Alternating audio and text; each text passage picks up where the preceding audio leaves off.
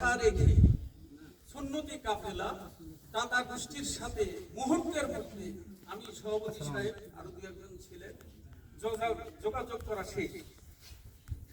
আমরা ওনার কাছ থেকে উঠে চলে এসে আমরা আপনাদেরকে মিটিং করেছি, বারবার মিটিং করে আলোচনা করে আমরা যতটুকু পেরেছি আমরাও সহযোগিতা করেছি। আসলে ত্রাণটা আমাদের দেওয়ার কথা ছিল, কি বলেন?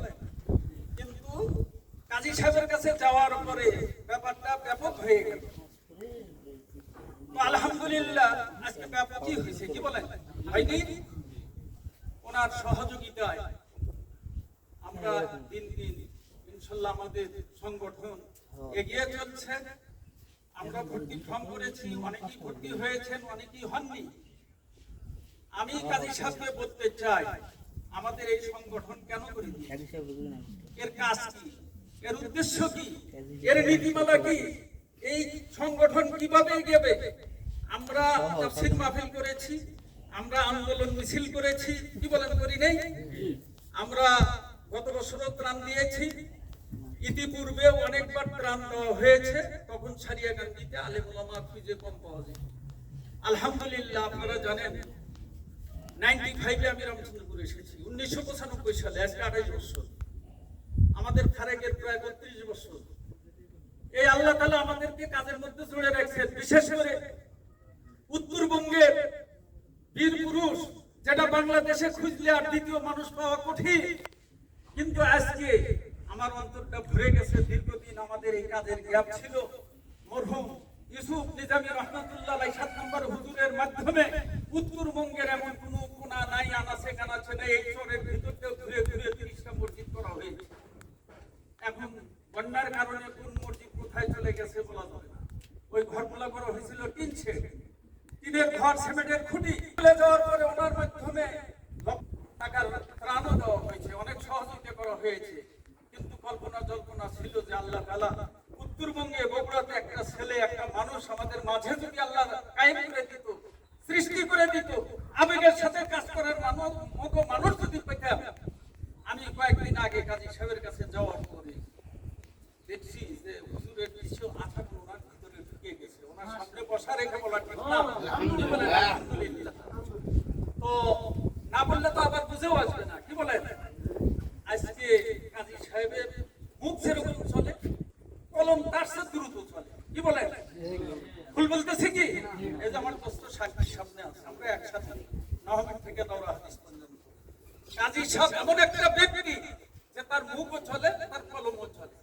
এক সময় না বললেই নয়, কাজী সাহেব জামিল মাদ্রাসায়, আমরা উপর ক্লাসে, উনি নিচে।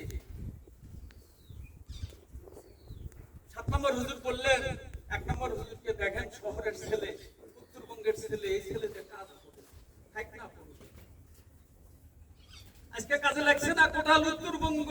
আমাদের কাজী সাহেব ইনশাআল্লাহ যে কোনো কাজে, বগুড়া শহরে কাজ উত্তরবঙ্গ না, এমন কোন নাই যে কাজী সাহেবকে চেনে, কি বলেন? ভুল বলছি কি আমি? বিশেষ করে ত্রাণের জন্য ওনার কাছে যাওয়ার পরে উনি আমাদের বসা রেখে নাস্তাও করাইলেন, খানাও খাওয়াইলেন। এই মুহূর্তের মধ্যে সুন্নতি কাফেলা ভাইদের সাথে যোগাযোগ, টাটা গোষ্ঠীর সাথে যোগাযোগ, একের পর এক, 10-15 দিন হলো, হয়তো আজকে বিকেল থেকে মাথায় কিছু থাকবে, উনি এটার উপরে পড়ে লেগেছে। কিন্তু ওই পরিমাণ কাজ কিন্তু আমরা কওমি ওলামা পরিষদ ছেড়েগান্ধী সদস্যবৃন্দরা করতে পারতেছি না।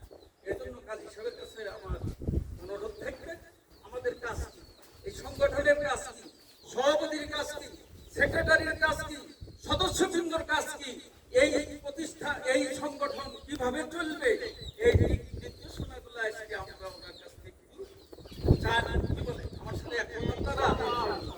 আর আমাদের ভর্তির নীতিমালা করে দিচ্ছেন, ভর্তির ফর্ম করে দিচ্ছেন, উনি নিজ হাতে বলছেন, আমাদেরকে বলেন নাই ভাই লেখেন, অমুক লেখেন। আমি এই কথা কিন্তু উনি বলে না, উনি যা বলে হাতে কলমে লেখেন। আজকে নৌকার মধ্যে দেখতে পাচ্ছেন কি, সাংবাদিক ভাইরা দেখতে পাচ্ছেন, সাংবাদিক ভাইরা তো লেখেন, অনেক অনুষ্ঠানে দেখি, এমপি সাহেবও দেখছি, মন্ত্রীকেও দেখছি, মন্ত্রী সাহেব বলেন, সাংবাদিক ভাইরা লেখেন। আর আমাদের কাজী সাহেব লেখার কথা বলেন নাই, উনি লিখে দিয়ে দিয়েছেন। এই জন্য আলহামদুলিল্লাহ আল্লাহ তাআলা আমাদের কাজী সাহেবকে ওনার হায়াতের মধ্যে আল্লাহ তাআলা বরকত দান আমাদের এই সারিয়াকান্দি সংগঠনের সাথে ওনাকে সব সময় জড়িত থাকার জন্য, ওনার মন মানসিকতা, ওনার অন্যান্য বিভিন্ন ছাই আমাদের সাথে জড়িত থাকার জন্য আল্লাহ তাআলা ওনাকে তৌফিক দান করুন। কি বলেন? আমার আরো অনেক কথা ছিল, যাই হোক, আল্লাহ তাকফিল ইশারা, আমার এই দুইটা কথার মধ্যে কিন্তু অনেক কথা এসেছে। কাজী সাহেব ইনশাআল্লাহ বলবেন, বাকি কথা সভাপতি সাহেব বলবেন, কিন্তু সভাপতির ভাষণ তো শেষে। আমি মনে করি কাজী সাহেবের আগে সভাপতিকে আমাদের কওমি ওলামা পরিষদের দিক নির্দেশনার জন্য আগে দিলে ভালো হবে। কাজী সাহেব শেষে কথা বলে তো বলে দিলেন। কি বলেন? এর পূর্বে আরো অনেক বক্তা আছেন, ইনশাআল্লাহ ওনারা বক্তব্য দিবেন। সংক্ষিপ্ত কথা আমার বলার মাঝে ভুল হলে, এবং আমাদের এই সংগঠনের যে কার্যক্রম আমরা চালা আসতেছি, আমি সাধারণ সম্পাদক হিসেবে অনেক ত্রুটি হচ্ছে। এই ত্রুটিগুলি আমাকে যদি সরাসরি বলেন আমি খুশি হই, কারণ একটা মানুষের ভুল হতেই পারে। কি বলেন?